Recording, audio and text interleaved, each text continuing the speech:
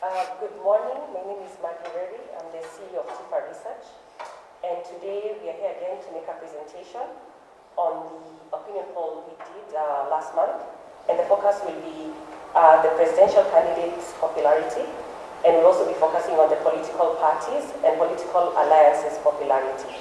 The last time we did a similar survey was 2 months ago, and now we're presenting this particular one. And then moving forward, TIFA will be conducting these surveys more regularly, and especially after the presidential candidates have given the names of the running mates, we'll definitely be conducting one. How did we conduct this survey? We conducted this survey through telephonic methodology, and we called Kenyans across the country and ensured that the sample was distributed proportionate to the voter register. What you're going to do in this session is that my colleague, Dr. 𝗔𝗕𝗢𝗨, will be making the presentation, and then thereafter we'll be allowing questions. We have a couple of people already in this room who will be asking questions, but we'll also be looking at the comments that are coming through the Facebook live feed, and we'll be basically looking at them and also presenting those questions to Dr. 𝗔𝗕𝗢𝗨. Estimated time is that we'll probably take between 30 to 40 minutes for this session, and after that we'll come to an end. So what I'd like to do now is introduce Dr. 𝗔𝗕𝗢𝗨. He's a senior political research analyst working for TIFA Research. He's worked in Kenya, especially in this particular area, for very many years in terms of political science, and he's very experienced. He even speaks better Kiswahili than I do, having traversed across the country interacting with Kenyans. So without much delay, I would like to introduce Dr. 𝗔𝗕𝗢𝗨 and hand over to him. Over to you, Tom. Karibu. Thank you very much, Maggie, and welcome everyone, wherever you happen to be. As you can see, the topics included are the ones Maggie just mentioned, so I think we can get right to the data. As she said, basically two general topics on political parties and then the presidential race and some related issues. The first section will be on political parties and alliances, and we're presenting data on political party alignment, the main party that people support, if they support any other one, and then political alliances. And we can see in terms of the political party that people support or feel closest to, UDA remains the most popular party, just about 1/3 of Kenyans, followed by ODM, about 1/5 of Kenyans, and then the rest. Interestingly, we have a large proportion, actually 45%, 39%, who declined to tell us which party they support, either because they were undecided at 13%, those who definitely said none,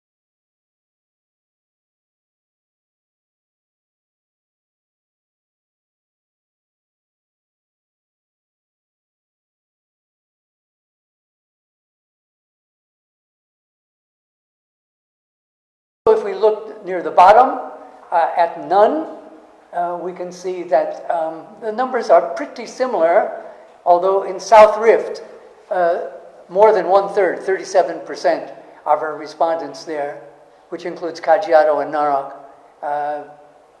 said there's no party that they're close to or support. People who come from that part of the country would be in a better position than I am to explain that, but we could maybe talk about that during the Q&A.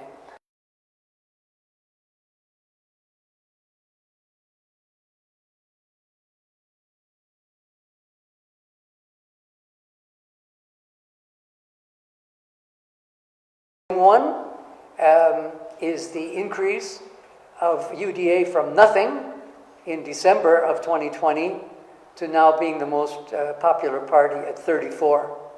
Nevertheless,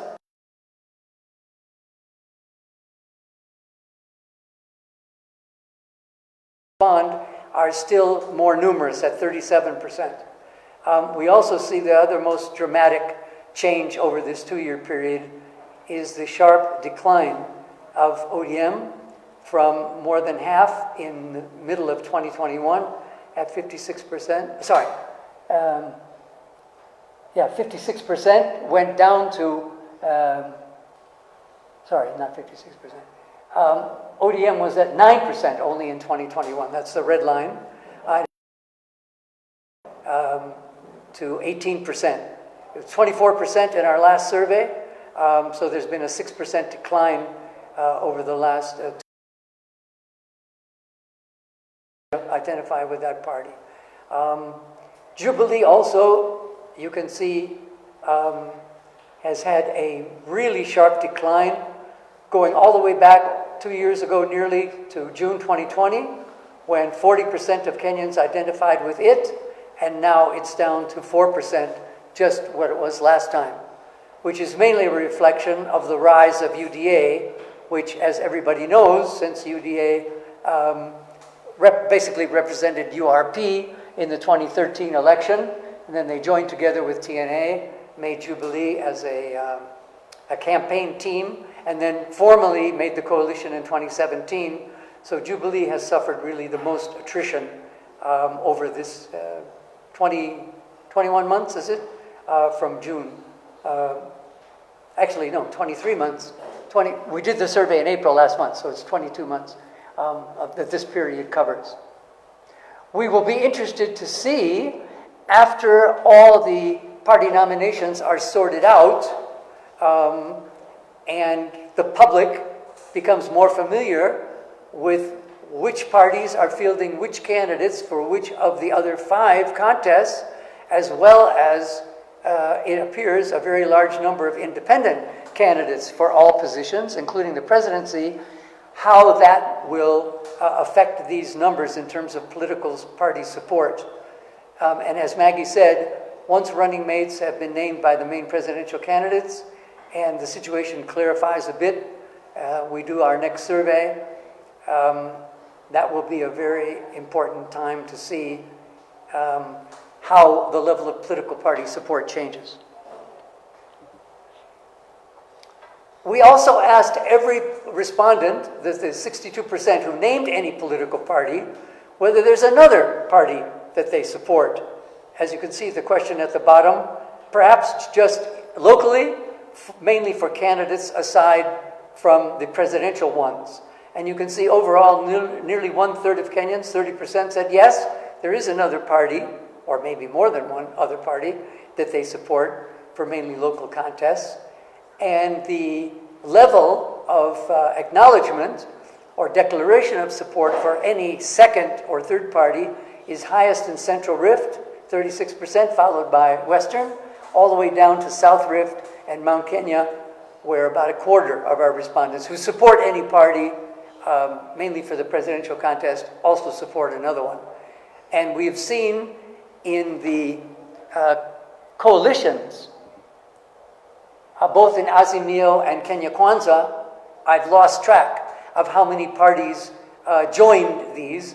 I think I heard somebody say the other day in Azimio there are 26 parties. Kenya Kwanza, maybe about half that number. Correct me if I'm wrong.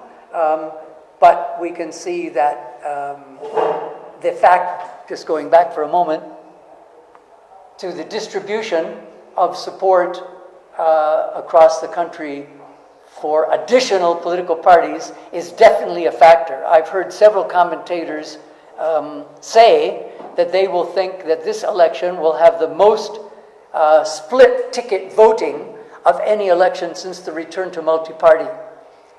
For people who are a bit old, like me, we can remember the cries in the 92 and 97 elections, especially for this, what was then the three-piece suit: president, member of parliament, and member of county assembly, county councils.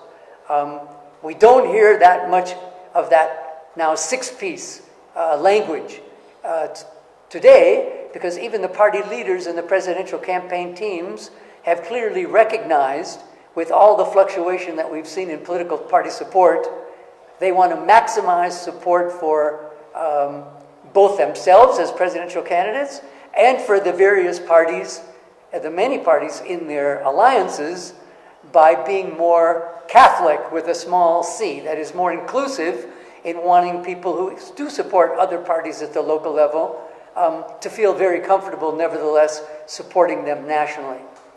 Also, when we did a quick correlation with the data, of all of those respondents, that was 18% who said that they support ODM. 94% of them, almost all, also identify with azimio la umoja, the One Kenyan Alliance. Of the 34% that we showed support UDA as their main political party, 79% also identify with Kenya Kwanza, that alliance underneath the Deputy President's campaign. Now you might ask why the lower level of support for Kenya Kwanza by UDA supporters. It may be that they just don't care as much about this national alliance because they're so committed to UDA for all the positions which will be up for election. That's speculation.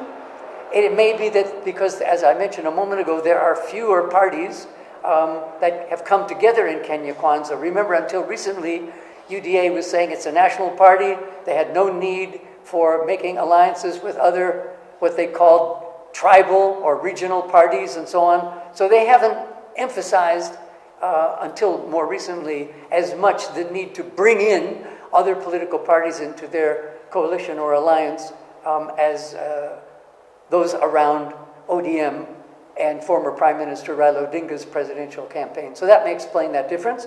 Other analysts may have their own explanations, which of course I would be welcome to hear.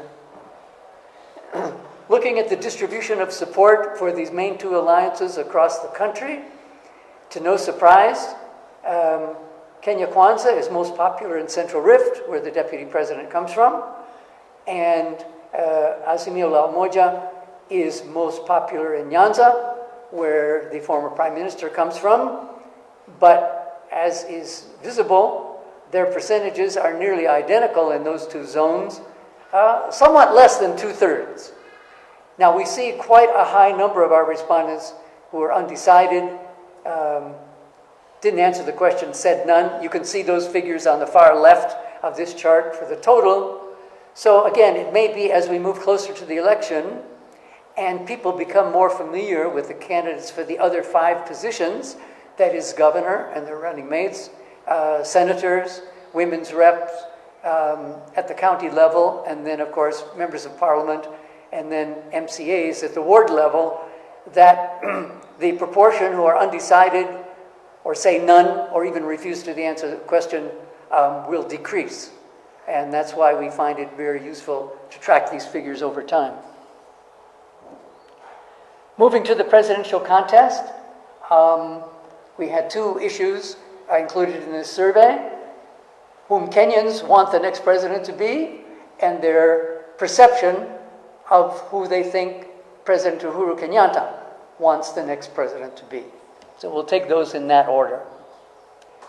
At the presidential level, among all of our respondents, we find 39% said they would like the deputy president to ascend to the presidency, and 7% less, 32%, say that about the former Prime Minister Raila Odinga.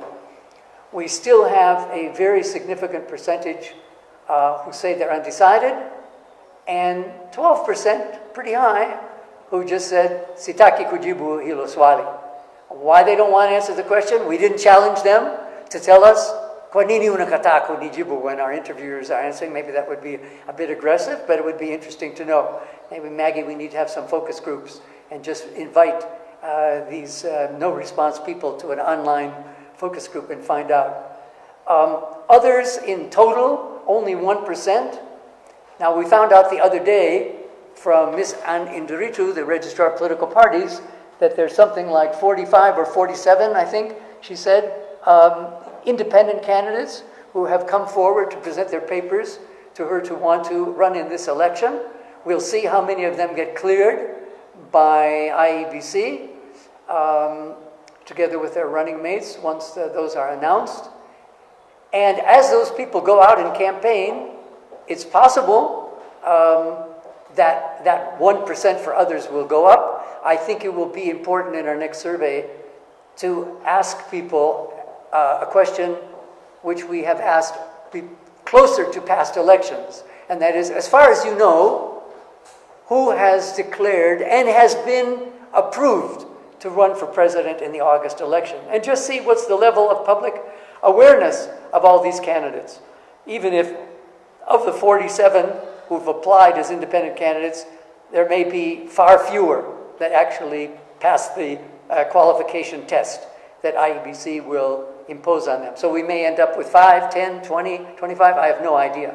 All that is to say that even aside from these undecideds and people who didn't respond to the question, the numbers for the top two candidates are likely to change considerably between now and the final survey that we do before the election, and then, of course, in the election itself. Because if people are undecided, or if they don't even bother to vote, their numbers will be removed from the total of the constitutional requirement of 50% plus 1, and at least 25% in at least 24 of the 47 counties.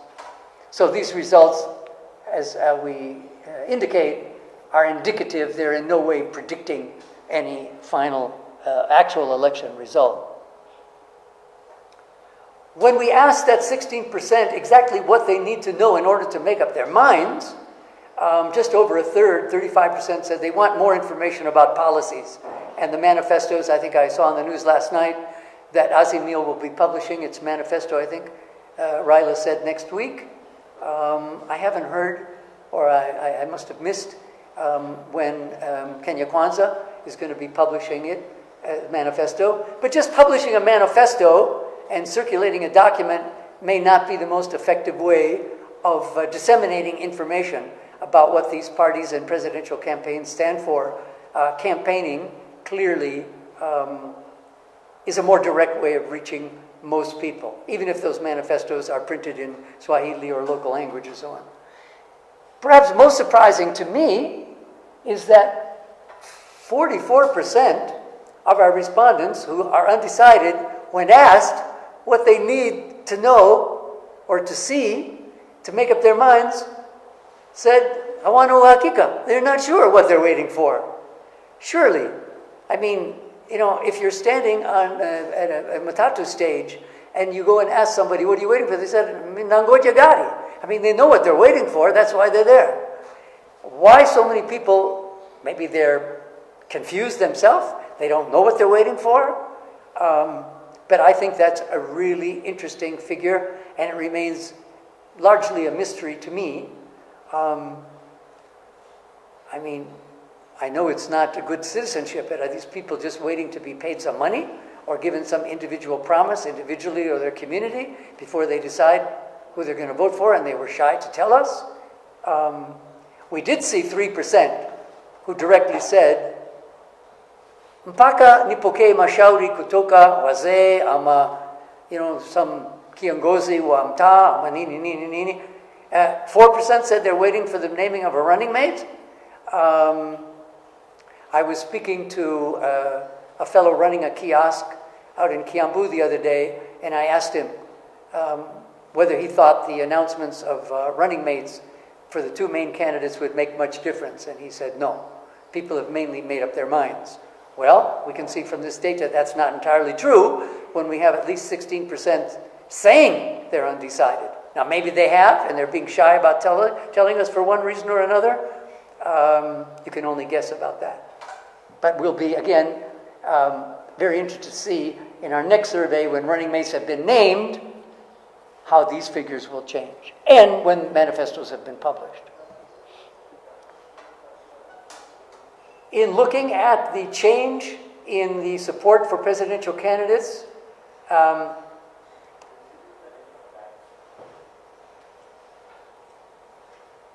sorry, this is not the change. I'm sorry, that slide title is wrong. This is just a distribution of presidential candidate popularity across the zones. We'll just have to make a correction in that, Maggie, for that title, because this is just distribution of support by regions, not a change. But we'll fix that before we send it out. And you can see that the former Prime Minister is most popular in Nyanza, or that's the zone in which his figure is the highest, followed by Lower Eastern, but also in Nairobi, statistically the same, given that the margin of error for this survey was plus or minus 2.17, I believe. The fact that of the 9 zones that we use for subnational distribution, he's most popular in his home area is not a surprise. But again, we hope this is a caution to commentators who speak about Raila or Ruto having their backyards locked up. But that's certainly not the case. For example, we see even in Nyanza, we have 1/5 of our respondents saying that they hope that William Ruto will be the next president. And note, as I said, for the deputy president, he's most popular in his home area of Central Rift, and the second zone in which he is most popular is around Mount Kenya at 53%. Undecideds, pretty even, nearly a fifth, or between 1/5 and 1/10 and 1/5 across the country, from 12% all the way up to 20% in Nairobi. And the no response figures are also, as we showed nationally, quite high. Now, when we are comparing the results of our previous survey, we can see the changes at the bottom, and these are the figures for the Deputy President, William Ruto, where he has gained 9% in his home Central Rift part of the country, and he has also gained a bit in Lower Eastern, Mount Kenya, and Nairobi. But he has lost, especially in Northern Kenya, which, according to our grouping, includes Mandera, Wajir, Garissa, as well as Turkana and Marsabit in the north. Remember, the populations of those counties together are smaller than the other regions, so it doesn't take as many people to change their minds to bring about a larger percentage. And the second area where the Deputy President seems to have declined the most in terms of popularity is Coast, by 8%.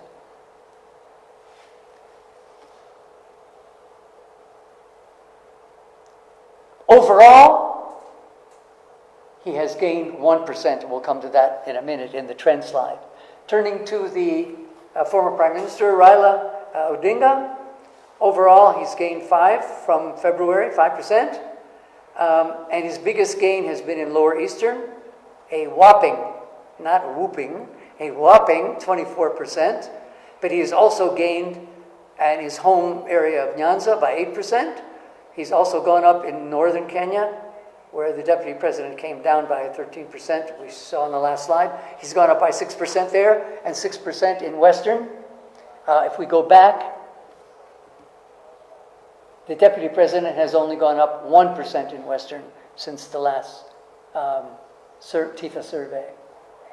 However, Raila has declined by 6%, and Raila has also gained 6% at the coast, but but he's lost by that same percent or gone down in Central Rift, where the deputy president obviously comes from.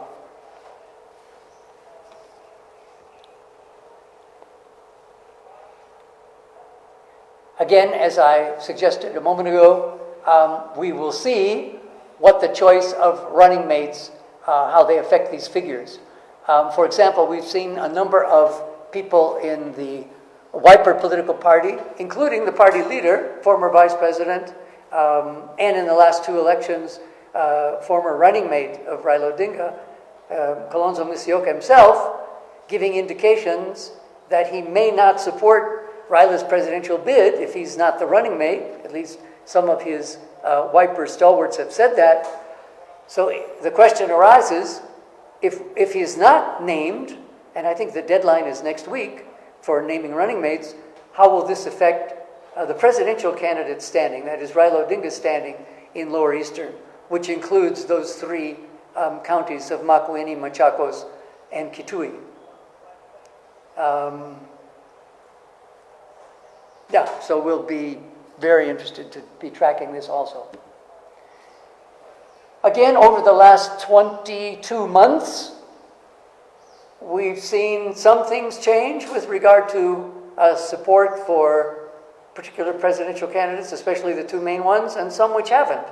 And the most striking thing, I think, about these figures is that almost 2 years now, the figures of support for the deputy president have remained statistically almost unchanged, within a very narrow range of 35 to 39%. Why he's not able to crack that 40% sort of ceiling remains to be seen. Of course, if we took the undecideds and the no responses out of our calculations, both of these candidates would be about 10% higher. But just taking everybody in terms of the response that they gave, we see, especially since June of last year, a steady increase of support for Raila. I mean, he was down to only 8% in our survey of June 2021, and now he's up at 32%, just 7% below the deputy president, as we saw. Last time he was 11% below, so he's, as we saw, gained 5% there. No response has declined a bit, although 2 years ago or 22 months ago it was at 8%, now it's at 12%. So overall, despite the fluctuation, it's basically the same. Undecideds also have had some fluctuation, but not major. Others were a little bit higher 22 months ago, 15%, and now others are down to just 5%. Just in terms of a couple of demographics here, in terms of presidential support, we have the totals again on the far left. But looking at gender, we see that William Ruto is more popular among men than he is among the general population, and certainly more popular among men than he is above women. I can ask the women in our audience here to explain that. And Raila is certainly opposite, more popular among men than he is among women. When we come to age, just taking the two main divisions, that is 18 to 34s and then 35-year-olds and above, we also see that the deputy president is certainly more popular among younger Kenyans than he is among the population of the whole, as a whole, and certainly more popular than he is among older people. Whether this will feed into voter turnout strategy so that the DP and his team will work harder with younger people, knowing that more of them support him, and leaving older people not out of their campaigns, but not investing as much in that effort, remains to be seen. But a question, an analytical question, which we will need to explore, is why is this the case? Is it the fact that Raila himself is older, and therefore older people have known him throughout their lives, and what he has gone through, starting in detention and so on and so forth? Or is it that older people are not as interested in a new, more energetic, perhaps, person who hasn't been tested for as long as Raila has? Are younger people just more attracted to Ruto because of his age? Again, those are questions we could explore perhaps in the next survey. But I just thought that looking at our demographics, these were two, as opposed to the other demographics we asked in the survey: education, religion, employment status, and so on. These were two that sort of jumped out at us, and so we presented these. But one other demographic, and that is monthly income, estimated monthly income. We can see that if we look at the poorer segments of our sample, that is, people who are earning, say they're earning nothing on a monthly basis, or just between 1 and 5,000, or even between 5,000 and 20,000, we see that the deputy president has more support than does the former Prime Minister Raila. For example, if we take those who say they're earning between 1 and 5,000 a month, 21% of them of Raila supporters, of Ruto supporters, and only 16% of Raila's. When we get to the most affluent section of our sample, earning above 20,000 a month, we see that Raila is far more popular than Ruto, 27% versus 17%. Now, given the fact that Raila has received the endorsement of the president and therefore is perceived by many as closer to government, and given current economic conditions, it may be that the bottom-up economic campaign slogan or model has been more attractive to people, to the poorest people in the country. I don't have a clear explanation as to why this is the case, but I know from checking with past data that in their last 3 elections in which Raila has contested, 2007, 2013, and 2017, more of his supporters were poor as compared to either late President Kibaki's supporters in 2007 or Uhuru's supporters in the last 2 elections. So those positions have been, in a sense, reversed in terms of, in economic terms, how those people are expressing support for the current 2 main presidential candidates. Of course, we've also seen from the Raila campaign a great deal of emphasis on the economy, the pesa mfukoni, and so on, and we may see more in the manifestos about that. Both campaigns have been largely addressing economic rather than general governance issues, although not to say they're not mentioned at all. Proceed. But we can see what we call the purchase or the impact or the resonance of the economic position of Kenyans, not overwhelming, but certainly measurably reflected in these figures based on monthly income.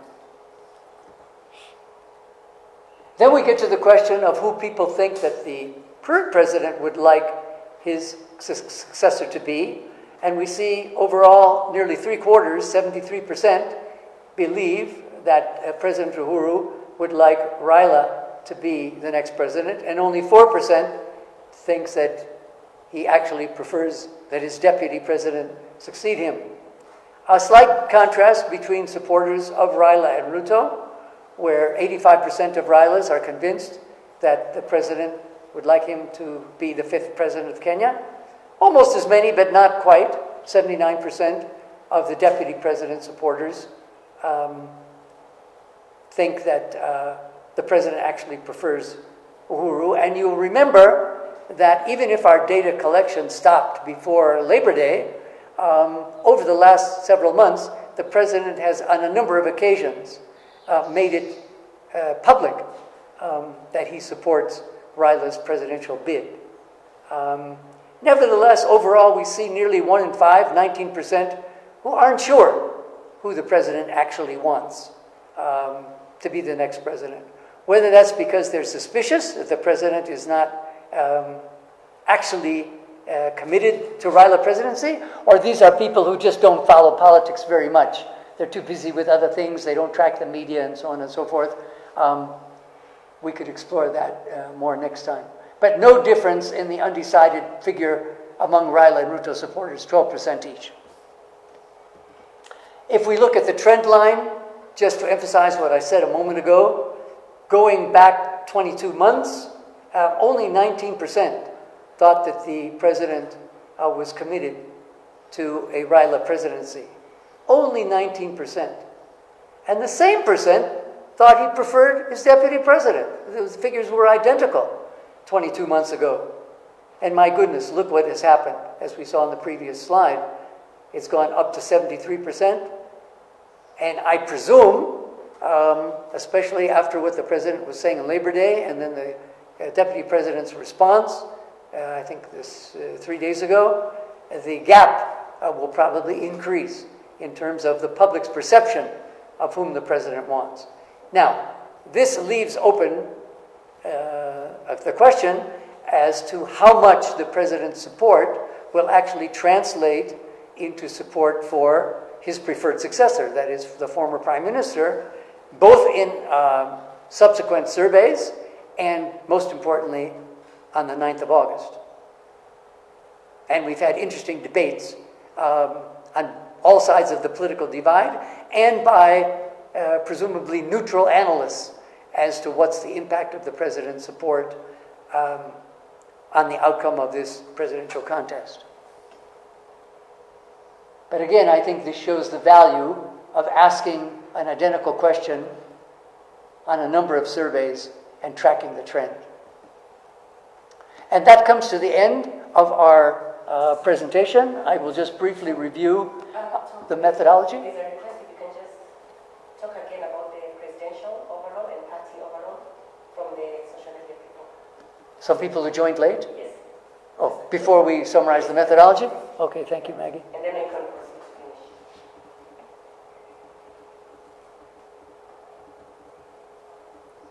Sorry, you were saying, talking briefly about this? Just the party, Or the trend? Just the party and the presidential. Okay. Current total. Okay, not the trend, just this one. Okay. Yes, to repeat for those who joined late, the current popularity rating of political parties in the country as of now, slightly over 1/3 who support the newest political party, United Democratic Alliance of the Deputy President, UDA, followed by ODM, 19%, Jubilee at 4%, the same as last time, Wiper 3%, others. Still a very large number of undecideds, 13%, and 20% who support none. And again, the point was that we may see a change after the nominations for the other 5 elective posts that have recently been completed become more widely known to the public. And then coming to the presidential contest, we see that the gap between the deputy president and the former prime minister has narrowed a little bit, down to 7%. And this is among all respondents, not limited to those who said they were definitely going to vote or anything like that. We'll perhaps use that filter in the next survey. But we still have a very large proportion, 28% who declined to name a preferred presidential candidate, either because they said they were undecided, 16%, or 12% who just didn't want to answer the question at all. Just suggesting that the outcome of the presidential race on the 9th of August can in no way be predicted by these figures that were gathered in the survey of about 10 days ago. Okay, and just to review the methodology that Maggie described at the beginning, at the end, our data collection was between the 22nd and 26th of April. And you can see that the sample was nationally representative, as she said, based on the distribution of registered voters. And these were the 9 zones that we used. This is the second or third time we've used zones as opposed to the previous provinces under the old constitution, because we think this gives a more accurate distribution of support. Several of these zones are identical with the old provinces, as you can see, Nyanza, Western, Coast, and Nairobi, but we split Rift Valley, we split Eastern, and we made a sort of a composite Mount Kenya, taking Nakuru from Rift Valley and adding East Mount Kenya, that used to be an Eastern province, into the Mount Kenya composite zone. Telephonic interviews, mostly in Swahili, a few in English. Respondents 2,033, the error margin as I mentioned, and TIFA Research paid for the survey. Thank you. Okay. Any questions or? I have one question. So it comes to the number of undecided voters, which are voting still high. Do you know the proportion of undecided voters in 2017? Sorry, the last part of your question? What was the proportion of the undecided voters in 2017? Voting points still high. Yes. If you look at these two figures, both the undecideds and the no responses, I checked the survey that I was involved in before the 2017 election. That was done in the month of May, just about the same time as this one, about 3 months before the election. And then we had only 5% who said they were undecided, and only 7% who refused to answer the question. So only a third of the undecideds and just about half of those who wouldn't answer the question. Now that answers your question, but of course, if I read your mind, you would also want to know why do we have so many more people now who are undecided or not willing to answer the question? And I'm not a mind reader, so I really don't know. I could just suggest, as I did earlier, that some Kenyans may still be a bit confused about the president not supporting his deputy, or seeing the former prime minister, who is seen as the opposition leader against the government, now much closer in a way to government.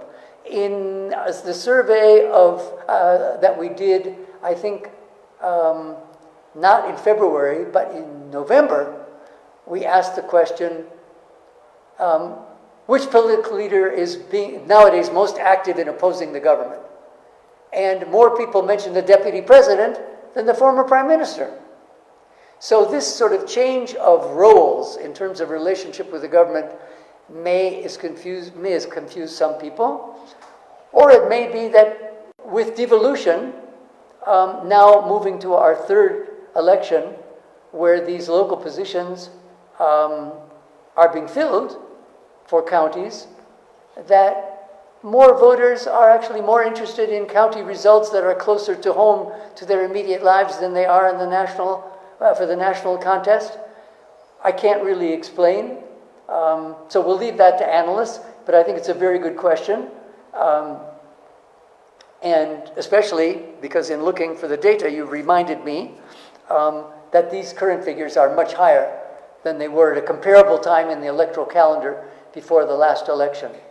And I don't have a monopoly on analytical sort of ability, so we'll throw this one out to our friends, other political scientists, commentators, and so on, and the politicians themselves. Because what this certainly suggests is that whatever the precise numbers, campaign activity over the next 3 months is going to be more important in winning people over, whereas 5 years ago, more people had made up their minds. So that probably means also more money to be spent, more resources devoted to campaigns. So that's a very good question. Any others? Yes? Yes, I have a question in relation to political and party preferences. And my question is, how important is the political party of the presidential candidate for the voters in deciding whom to vote for, whom to vote for the other 5 positions? Good. That's another good question, which I can't answer. But for the first time, we did insert this additional question after asking people what party they feel close to or support, if there's a second one, or even more than one. And as we showed, nearly a third said yes. And the way the question was worded, is there another political party support, perhaps in your own area, mainly for candidates, aside from the presidential ones? And as I said earlier, by all appearances, although it could be wrong, there will probably be more choosing, more split-ticket voting in this election than any we've seen since the return to multi-party politics in 1992. However, I've been hearing, and I think you probably have too, that as parties have been going through their nominations, whether they've used actual voting, whether they've used consensus, whether they've used, as they claim to, some opinion polls to pick their candidates and so on. And then with, I think the Registrar of Political Parties said, more than 7,000 independent candidates have filed, or more than 7,000 people have filed to be candidates as independents for these other 5 positions. And we don't know when if any of those independent candidates get elected, as I'm sure some will. I mean, even for governor in 2017, I think we had 2 candidates for governor who ran as independents and won. What will their relationship be with the successful presidential candidate? In particular, in Parliament, that is the National Assembly and Senate, how likely it is, based on these figures, that people will have, that the president will have a majority, a working majority in the 2 houses of Parliament. And if he does not, what arrangements can be made with the leaders of the other parties to which these other MPs and senators belong, so that first he can avoid an impeachment attempt, but to actually have a working relationship when it comes not just to votes on legislation, but also appointments to committees. And that's why I think it's been so important to see these coalition party documents filed with the Registrar of Political Parties to kind of lock in these other parties into their alliances, so that when they get elected, people from these different parties, they'll know to what overall political unit or entity they belong, so that the president then therefore can count on their support in Parliament. But unless we get enough sponsors of polls at the county level or even at the parliamentary level, it will be quite difficult to predict before the election itself as to how your question will be answered.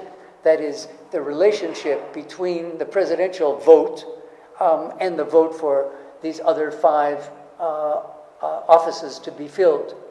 But I will just go back finally to my original guess that there'll be more split-ticket voting in this election than in any past. In fact, we've seen, not just in the formation of the alliances, but we've seen that both the ODM party leaders and the UDA party leaders actually supporting candidates of other parties in many of these nominations and withdrawing their own. Even I saw Raila last night saying, we don't want to give victory to our opponents by splitting our vote, as happened often in the past. I forget now what county or constituency he was talking about, but he was saying in this particular one that he mentioned, as of now, there's an ODM candidate, there's a Wiper candidate, there's a Jubilee candidate. Maybe he was speaking about Nairobi County for governor, I'm not sure. I think that was it.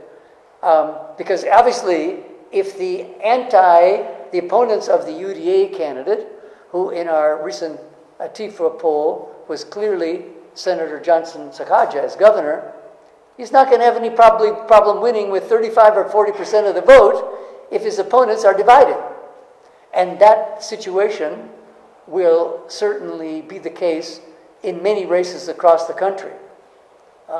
In fact, you can go through IEBC records from the last 2 elections in particular and find out for governor, for senator, for women's rep, for MP, how many of the winners won with less than half the vote because their opponents were split. I remember even in 2007 for Parliament in Emuhaya constituency, Honorable Kenneth Marende won with less than 20% of the vote because there were 26 candidates for Parliament in Emuhaya.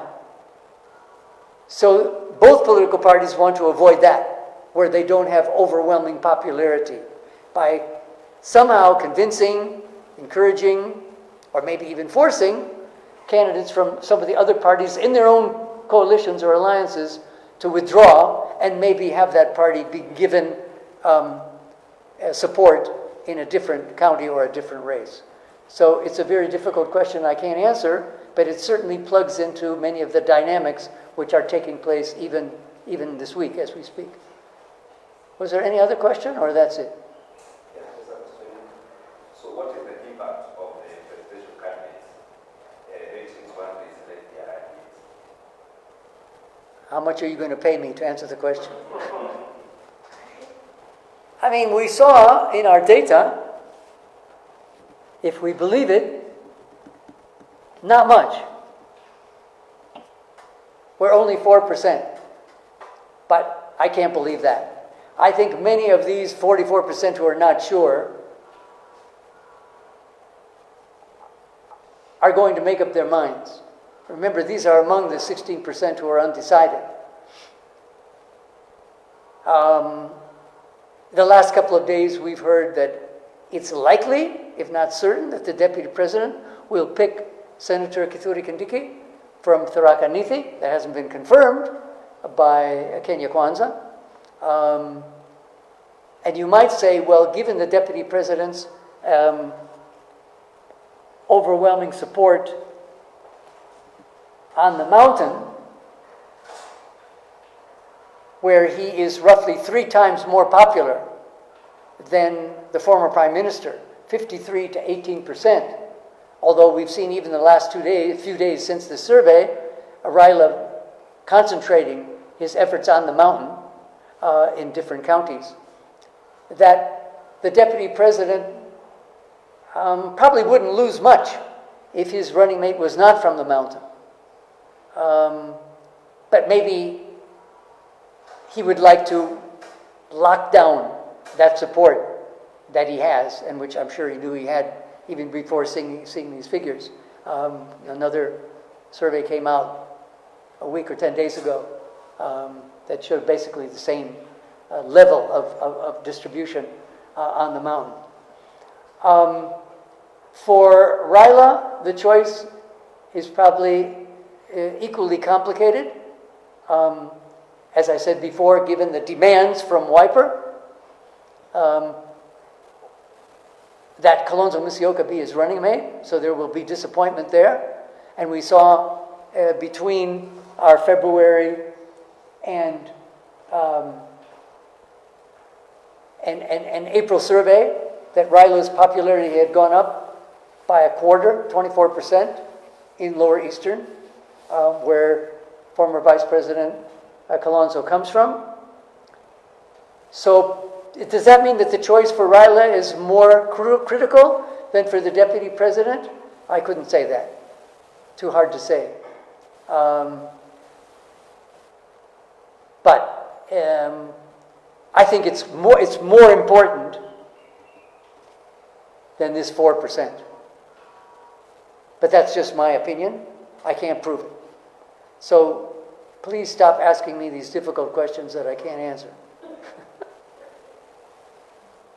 if that's all, I just want to thank people here and also everyone who has been viewing, watching us, or will, and I'll let Maggie close the event here.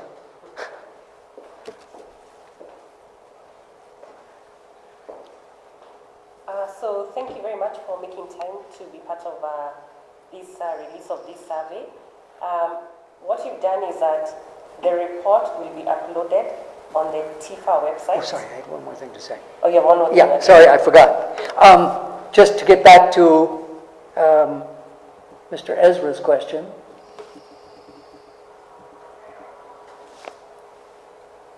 After we asked people if there's any other party that they support, and they said yes, that is the 30%, we asked them which one, or what are the other parties you support? And just among those whose first party for the presidential contest is UDA, those who support any other party, and I'm just giving you the 3 most popular parties as their additional one. 22% said Jubilee of UDA supporters. 18% said ODM, which is very interesting. That means for some local contests, they would still vote for an ODM candidate, even if for the president, they're supporting William Ruto. And the 3rd most popular party among UDA supporters is 𝗔𝗕𝗢𝗨𝗧 of Honorable Moses Kuria here in Gatundu. Among ODM supporters, among these 30% who said, yes, there is another party they support, 18% said that other party is UDA, the party of the deputy president. So they must be looking at some local nominations and thinking they like those candidates. Because I don't think at the presidential level we can have electoral polygamy. You can't have 2 wives when you walk into the polling station. You can't vote for 2 presidential candidates. We don't have a preferential system, as there is in some countries. My favorite presidential candidate is so-and-so, but my second one is, we don't have that in Kenya. And the 2nd most popular party among ODM supporters is Jubilee, also at 18%, and the 3rd one is Wiper at 10%. So again, I hope that we'll have room in our next survey to see how more familiarity with the nominations, once they're confirmed by IBC, changes these figures. Because as I said, to conclude, this election will probably have the most split-ticket voting between the presidential vote and the vote for the other 5 positions of any election in the past. So we'll want to see how Kenyans are prepared, and we'll probably be limiting future surveys, according to Maggie, to those who actually are registered voters rather than all Kenyans, as was the case in this survey. Sorry, I'm glad I remembered that. Perfect. I've learned a new term from you. Electoral polygamy. That's a new one. What I was just saying was that the report will be available on our website, which is www.tifaresearch.com. And also, as indicated, we're really keen to find out who the running mate will be for the top 2 presidential candidates, because once they name them, we can do another opinion poll and see whether the running mate has had an issue, an impact or not, or whether the voting patterns have actually changed. And then again, we will continue to do these surveys more regularly, because I believe we have almost less than 100 days to the next election. So thank you very much for your time, and I guess we'll see you after the nominations. Thanks.